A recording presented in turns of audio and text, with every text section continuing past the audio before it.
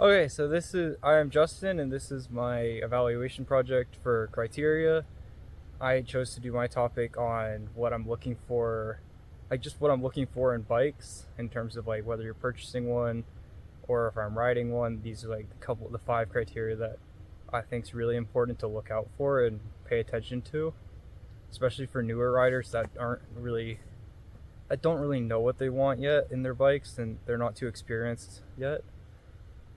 Those five criteria are bike geometry, bike feel, the components on the bike, the price of the bike, which I believe everyone believes is pretty important, and then the last thing would be how easy is the actual bike to maintain itself. Like, is it easy to maintain? Is it really hard and frustrating? Like, would you want to maintain it yourself, or just pay some bike shop to do it for you? So unfortunately, as I did. I tried to ride. My whole goal was to ride at least five different bikes and give my opinions on them, like kind of like a bike review.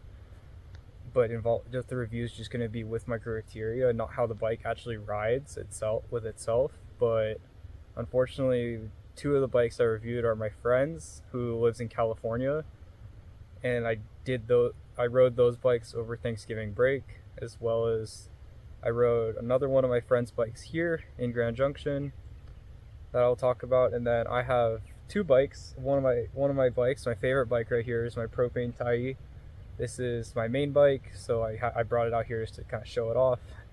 But I have another bike back in my room, and that's a more trail oriented bike. So I'll be using my two bikes that I own too to describe. I'll describe a little bit about like what they feel like to ride and how their price compares to everything, but also like why I went with those bikes compared to like the other bikes I'm talking about today. So the first two bikes are gonna be from my friend in California. I'm gonna talk about his bikes first, just because I don't know, just because I wanted to. I didn't want to forget about how they felt or anything, so I just want to talk about them as fast before everything else. I'm gonna get to my bikes last, as I can ride them hundreds of times and tell you exactly how they feel. So first, geometry. I don't really like the rankings for me is like geometry is the most important. Just because it's the one thing you can't really change on a bike. Like they have flip chips. It's like sometimes bikes will have like a little chip right here you can flip, so the bike's like slacker or something, or better for downhill or better for uphill. But that's technically it's kind of changing geometry, but it's more so just adjusting it. But you can't just randomly change the head angle like 5 degrees if you wanted to, you know. So I think that's the most important part, and then the second part is going to be bike feel, is like how it rides on the trail, and do you like how it feels? Whether that's like the suspension working together with the bike and the geometry working with it. And then components is another really important one. Is the third most important for me. Is you can change out components if you want, but getting components that you enjoy and like riding with a bike that's in your price point is going to be the most ideal situation. I'll go a little bit more into this later. Then price, obviously everyone's going to have different price ranges. Good bikes are going to be about like really good full suspensions are going to be about 2,500 to 3,000, but that's a lot for a lot of people. So that also but I try and think about it as how much value is this amount getting me? Like, is it getting me good components? Is it getting me really bad components? Am I better off going with a different brand that gets me better components for a similar price, maybe a little bit more, you know? And then ease of maintenance. This isn't as important. This is really the last category for me that I look for. It's not. I wouldn't say it's an important category for everyone. It's more like if you want to learn how to maintain your bike and kind of gain those technical skills besides just riding, and save some money at the shop. It is pretty important if you were looking to do that, as it can save you a lot of time and money in the long run. So the first bike's going to be my friend back in California. He has a YT Capra, 29-inch wheel in the front, and 27.5-inch wheel in the back, just referred to as a mullet setup. So geometry on this bike, it is an enduro bike, which for people that don't know, that is a bike that is meant for mostly fast downhill. but can also still climb to the top if you need to. Yeah, it still pedals okay. That's what this bike is, an enduro bike. It pedals okay, but it's a lot better at downhill. But yeah, the geometry on this bike was very slack, like very slack head tube angle, which made it very it's very stable in the rear with its like longer chain stays for a typical bike. I found for the seat tube, like I found that it wasn't as steep as I would have liked it to be, like the seat tube angle. This bike, I'm gonna keep referring back to this bike because it's my favorite bike. But this bike has a 77 degree. I think the Capra had like a 74, which it was fine for like flatter climbs. When you got really steep climbs, or technical climbs, it was a bit challenging to stay on the seat and keep both wheels grounded. The bike was also very tall. Like the overall height of the bike was very tall, and it was a little hard. It felt like I was riding in the bike, which I like, but it was also more so when you're just standing there, it felt like you were kind of reaching for the ground a little bit more than I'd like to.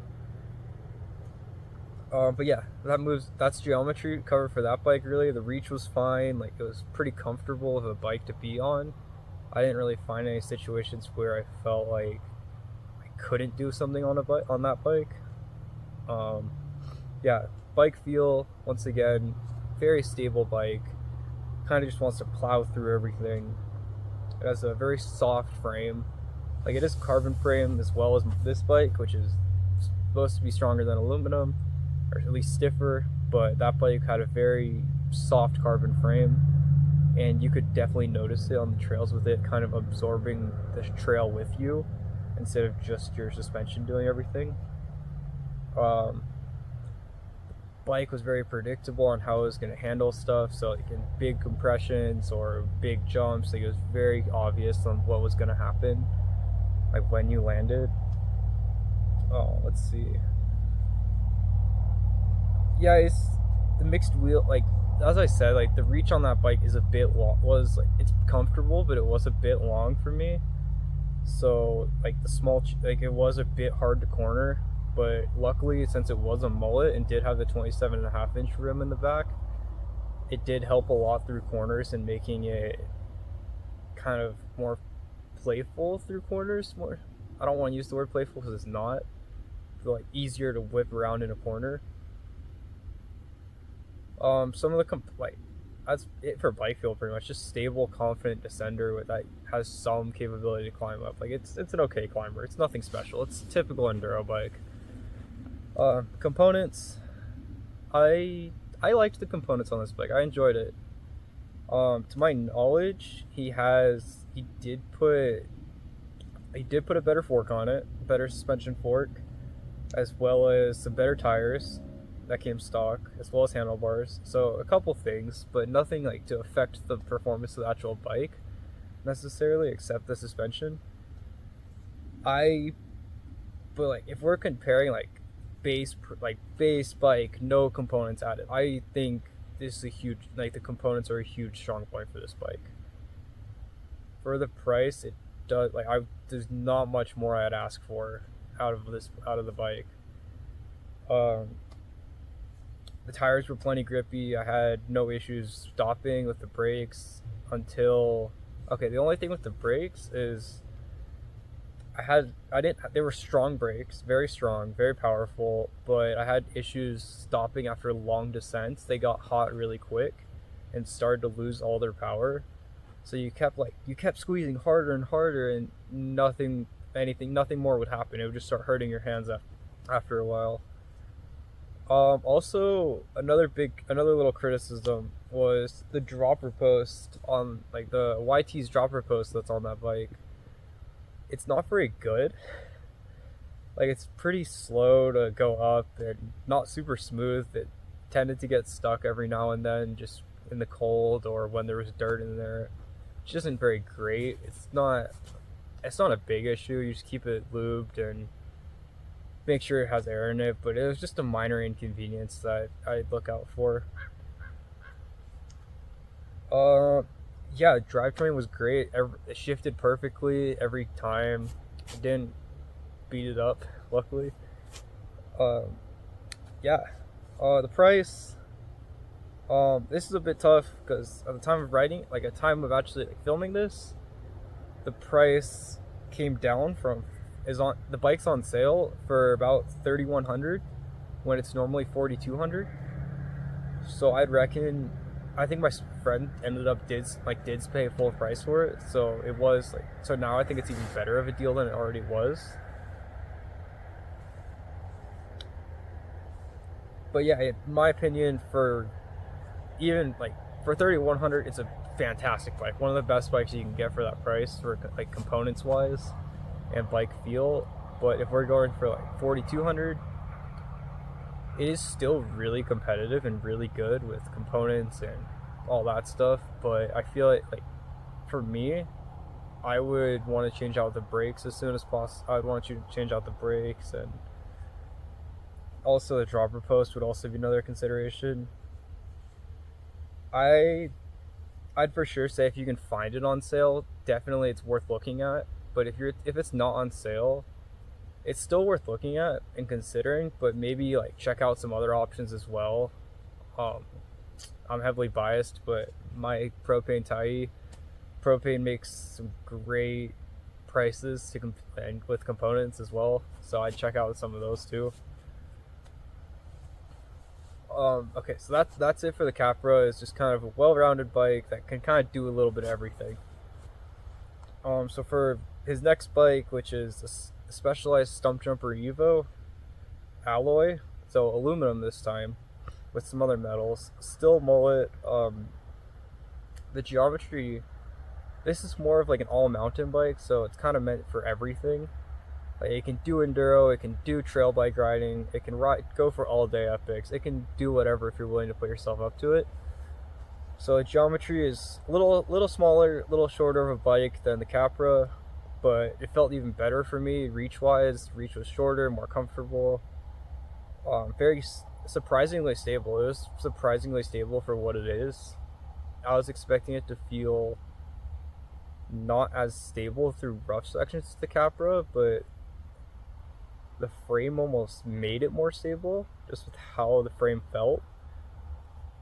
Head tube angle was very slack and very confidence inspiring for those steeper, more fast downhills, but also not too bad when it comes to climbing up slower uphills and stuff. It was still manageable because the shorter chainstays. Yeah, once again, that flip chip, this is one of the bikes that has it. It was very nice and very convenient. I didn't end up using it, but I'd imagine for like an all-day trail ride kind of day, like you'd end up putting in a little steeper head to position, so you get a little bit more. It's a little easier to climb with all day. Um, I, the geometry, yeah, I did some jumps on the bike as well, and the jumps felt good, but it didn't feel super stable through the air, which I wasn't a huge fan of. I do prefer a little bit longer chain stays just so it is more balanced between the front and the back. But overall, pretty good geometry is about what you'd expect for an all mountain, maybe light enduro. And the bike feel, this one bike feel caught me by surprise. I looked at the frame, saw it was aluminum. Kind of expected it to be a little bit stiffer of an aluminum because it is more like heavy trail bike. But it actually surprised me, and it was a really soft aluminum, so it kind of absorbed most of the trail. Like I didn't end up feeling almost any of the big hits I was doing, which was really nice. But at the same time, also like made the bike kind of feel. It kind of eliminated the feel of the trail, which some people might like that. But for me, I like feeling the trail and feeling what my bike's doing. So I prefer stiffer frames in general just because of that. So I can actually get some feedback in my legs on what the bike's doing. Um, it's pretty much just very soft frame. The suspension worked great with it, just making sure it feels extra soft and supportive. It was pretty stable at speeds. I wouldn't say I had any moments where I feel like it needed to be more stable or wasn't or if it was like uncomfortable. Um, yeah, overall great bike to ride. I enjoyed riding it by the time I had it. Some components. This one's components for this bike's a bit tricky because he built the bike from a frame up, so he didn't buy it as a specific spec. So it's also like tricky with pricing because I can't really give anyone a price. I can't give you guys a price because I don't know what the price is, and he isn't too sure either. So we kind of just had to estimate at about like the price is about $6,000 of what he has right now. Kind of make a guess here with what he spent on it. But yeah, the components, I didn't have a problem with any of the components he chose. I enjoyed them. The Fox 38 suspension, like the Fox suspension was great, worked well with the bike. Um, the Shimano shifting and cassette worked great. The only thing brakes are all personal preference, but for me, I do enjoy it because it's a really powerful, good brake. But he had Shimano downhill brakes. I prefer, which are very like, you barely pull them and they're a lot of power right away. There's not much modulation to them, which I do prefer modulation. But it wasn't a deal breaker as the brakes were still super strong and didn't have any problems handling all day riding of steep terrain. Um, his wheel set was also his wheel set was fine. I get it, it's a good wheel set, but for me, I didn't enjoy it too much. It's a really soft wheel that's kind of tuned for corners.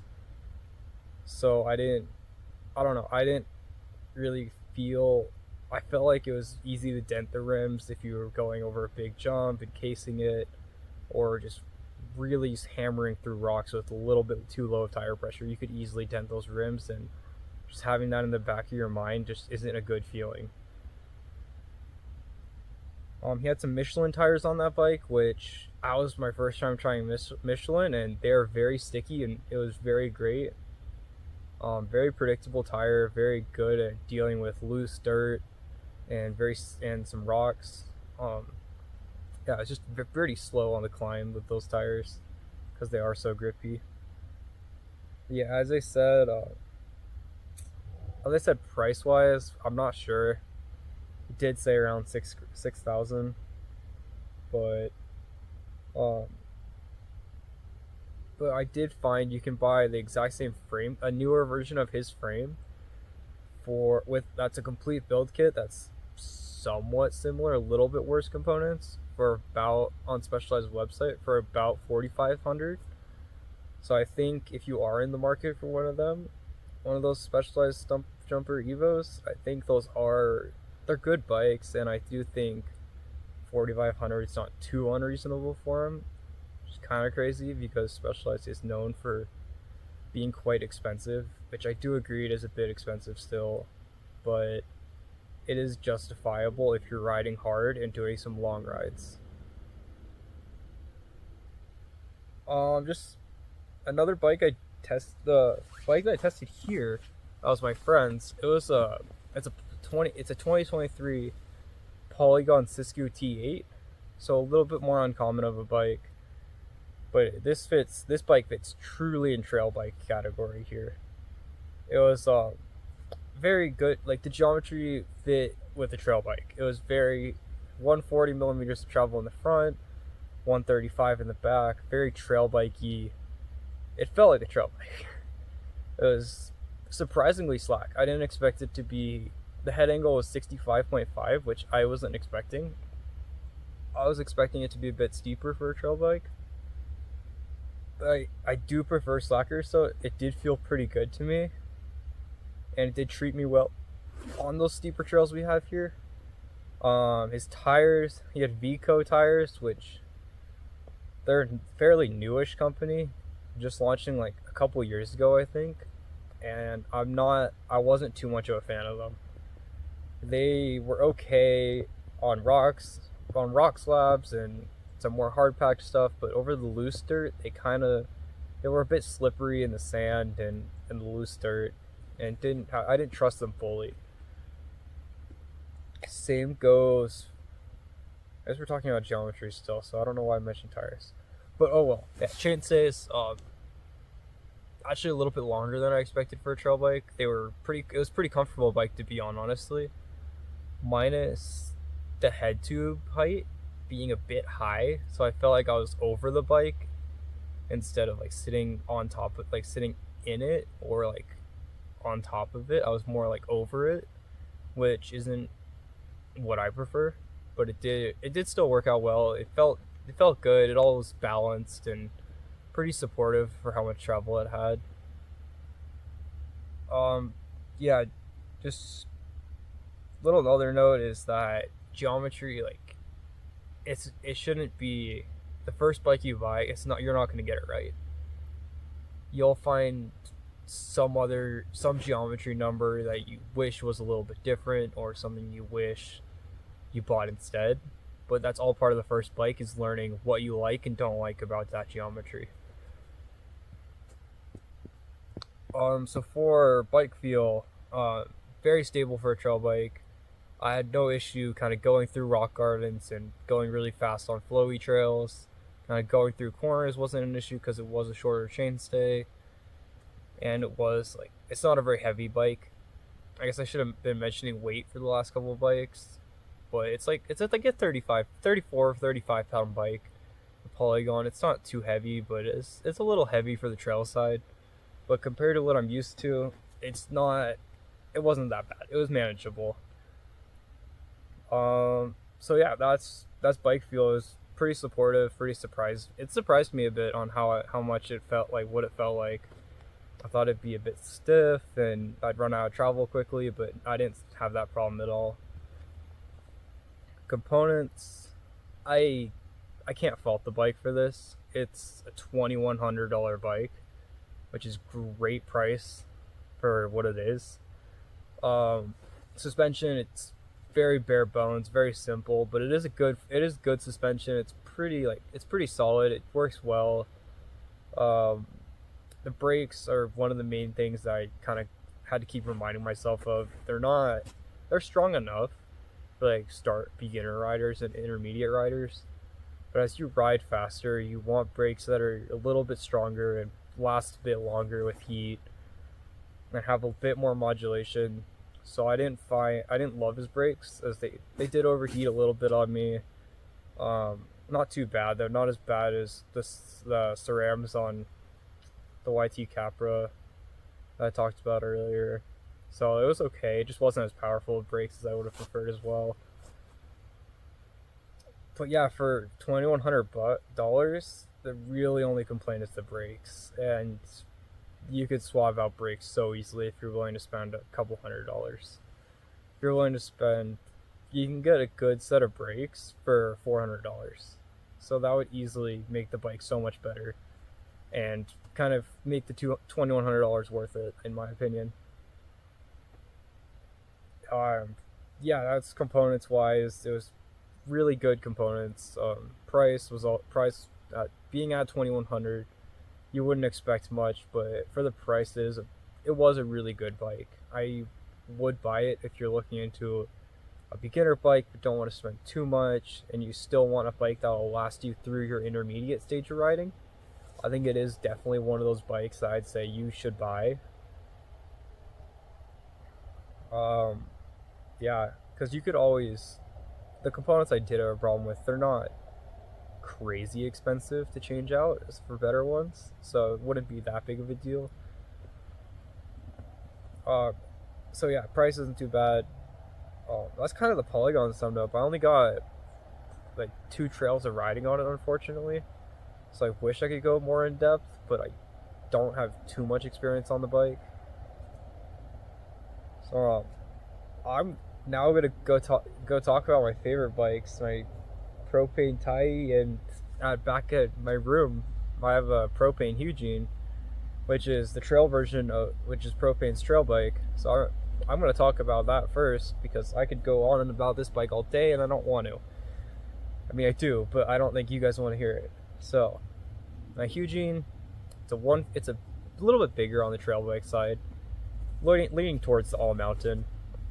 It's 150 millimeters of travel in the front, 140 millimeters of travel in the back.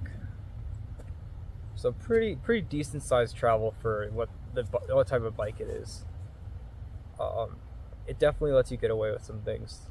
So yeah, I think it was good. The geometry, I guess I'll talk about this bike first, because this is the bike I had before. It made me find out what geometry I liked. So yeah, this beautiful bike is my Propane Tai. It's kind of a custom build.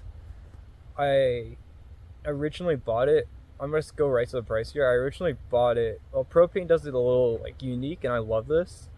They have it so the bike starts at a price. There's like 3 different build levels for the bike. There's like start, performance, and then like pro, I think it's called. I might be wrong on that. And so it goes. You can start with the start, and then kind of custom build your bike with the components you want and what you think is important to fit your budget. So for me, I actually went for when this bike was new. I went for the performance build, because I knew I'd be racing this bike and putting it through its paces. And I ended up adding better brakes and better tires. That's my build kit, and that was it. I left it as that, totaled to about $6,000. It is well past $6,000 now in value, because of how many upgrades I put on it, which include fully new suspension from Öhlins, pretty famous Swedish brand that's pretty well known in the motorsports community. Some 1-up carbon handlebars.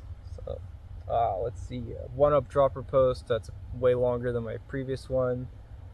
Some Continental tires, and brand new Hope V4 brakes, which I love.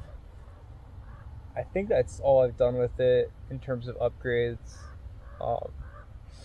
Yeah, but those upgrades alone total the bike to about, I want to say, 10 grand or so. So it is a very expensive bike now. But I am happy to say I get plenty of use out of it, and use every bit of my suspension every day I ride it. So it's been well worth it for me to save up the money and spend that much on it. I got off topic from geometry, but the geometry it's an enduro bike, so it's pretty long travel, 170 in the front, 160 in the back. It's about a 65-degree head tube angle, which is on the slacker side, but on this little bit steeper side it's about average for enduro. Maybe a little steep. Most enduros now, like the new enduros, are going to be about 63.5 to 64.5 degrees. But this is a 2021 bike, so it's a bit older now. So it is going to be a little bit older geometry, but it's still fairly modern in my opinion. It still holds up. C-tube angles about 77 degrees roughly, which is very nice for those steeper climbs, but also very nice and comfortable for those more mellow climbs. Bottom bracket height is nice and low, which for an enduro bike anyway, which helps in corners a lot, but also I've definitely scraped it a couple of times on some big rocks. Yeah, it's pretty much it. Chainstays on these Propanes are a bit longer than normal.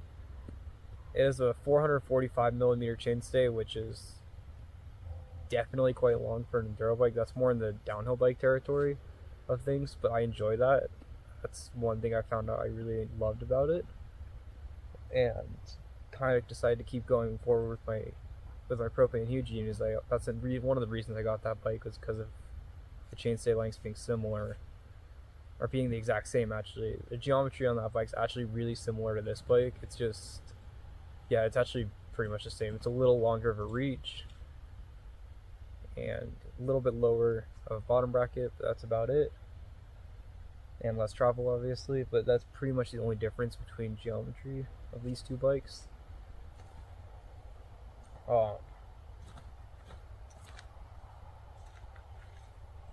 Someone hiking over there. Yeah, either way, bike feel, this has been my favorite bike for multiple reasons. The feel is definitely one of them. It's very stable bike and very stiff carbon frame, which I love.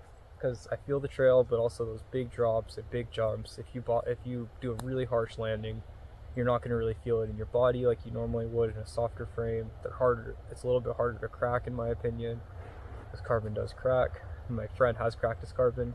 That was a really soft carbon. Um, yeah. Same kind of goes for my trail bike. It's a little bit less stiff than this bike, but it's pretty close.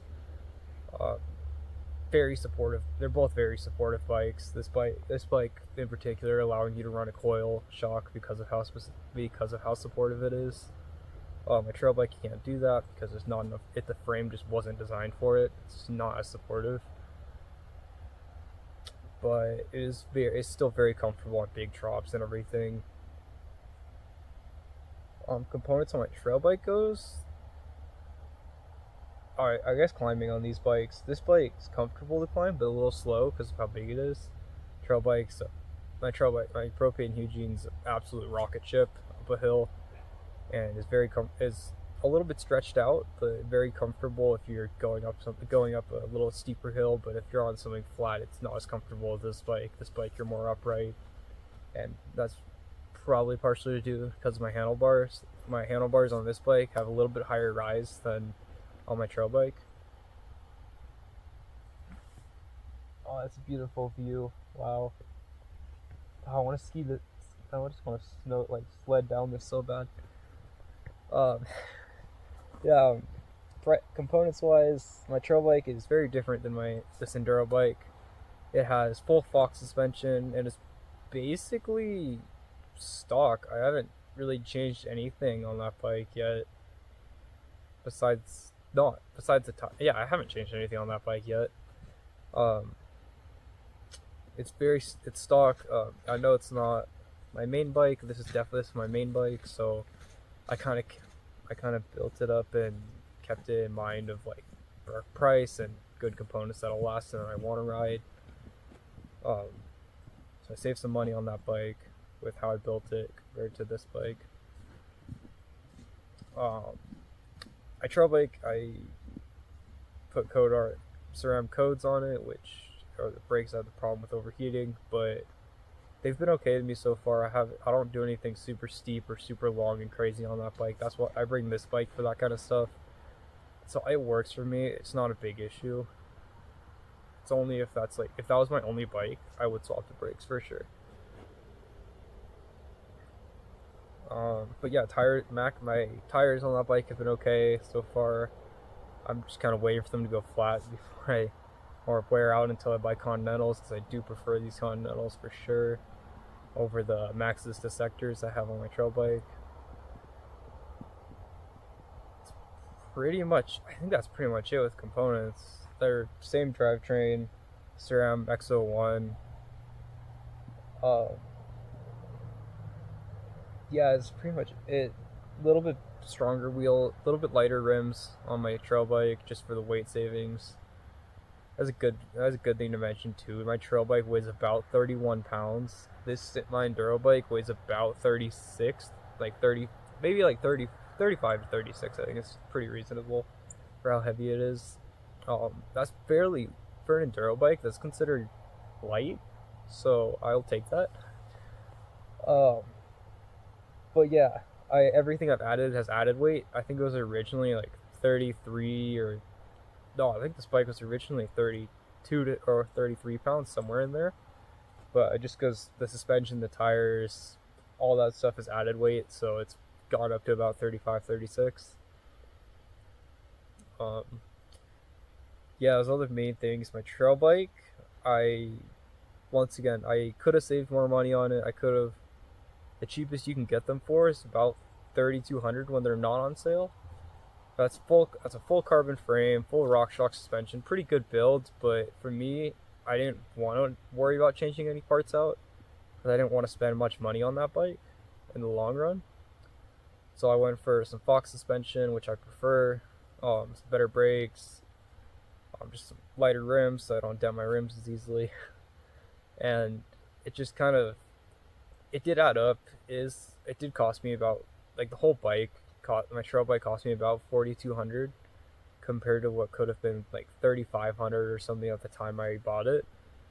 But I think for me and what I ride, I think spending that extra money is definitely worth it, especially when it means I can feel more confident on my bike and kind of not have to worry about maintenance as much. I just realized I've been ignoring ease of maintenance for all these bikes. Oh man.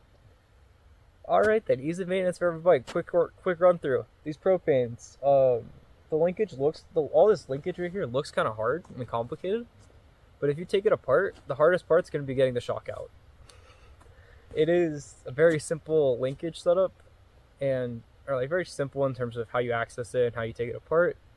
Very easy to know what bolt goes back where, and that's really every bike with this linkage design is going to have a really bad, hard to reach bolt on the other side there.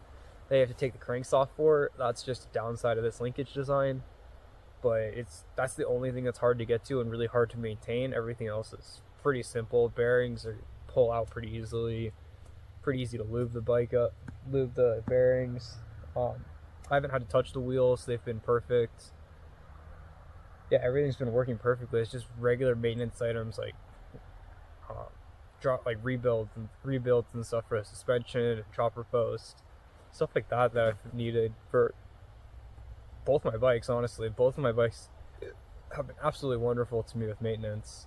I did swap the shock by myself from my previous one that was on there. That was pretty easy to do. It took me about 30 minutes to get the shock off, put the coil on the shock itself, and then put it in the bike.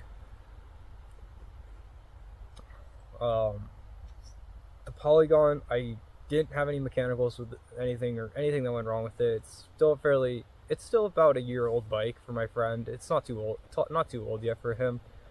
So we haven't had to do anything with it. It hasn't broken.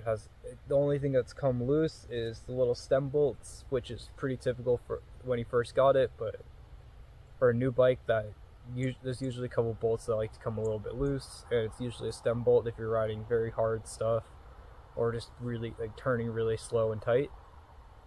So it's pretty common. I wouldn't put that down as a maintenance issue or hard maintenance. It's really easy. It takes five seconds. But yeah, no issues with any of my bikes, nothing like that. Easy maintenance. My friend Specialized, I haven't had to do anything either, so I can't really say on that bike, but it doesn't look super hard. Although I think the linkage bolts can be a little bit of a pain to get back in, just due to the design of it. Which I'm also going to say the same for his YT Capra. That bike's also a little bit of a pain to put back together, but it's pretty easy to get out and take apart. It's just kind of a pain to figure out. Like, there's a lot of small bolts on that bike in the linkage, and it's a bit of a pain to figure out which bolt goes where and which like O-ring and which stuff like that goes there and what seals go where. It's a little bit tricky, but you can figure it out with trial and error for sure. Just takes a little bit extra time. It's also a bit hard to get a shock back in just due to how much space there is in that frame. There's plenty of like up and down space, but side to side there's not much space. So it's a bit tricky to pull the linkage all the way back and get that shock placed in right and tighten those bolts down at the same time. That is one of the downsides of those sideways shocks compared to a vertical shock like this. In my opinion, the vertical shocks are a bit easier to get in and out, in my opinion, just due to how much more space there is to pull it out. Yeah, that kind of it's getting dark out here, and I'm pretty cold at this point. My feet are freezing. My hands are a bit chilly. Face isn't too bad yet, but that's about sums it up with all my bikes. All the bikes I rode anyway and tried for this project. I had a lot of fun doing this, as I got to do one of my favorite hobbies, as well as just kind of talk about some bikes. And I could go on forever about all my bikes that I've ridden, all the bikes I've owned and stuff like that. But no, you guys no one wants to hear that. Yeah, that's gonna do it for me. Sun's setting. It's beautiful out right now in the snow. Glad I was able to get up here. Almost ran out of gas, but that's okay. We didn't. But yeah, beautiful night. Um, I hope you have a great day.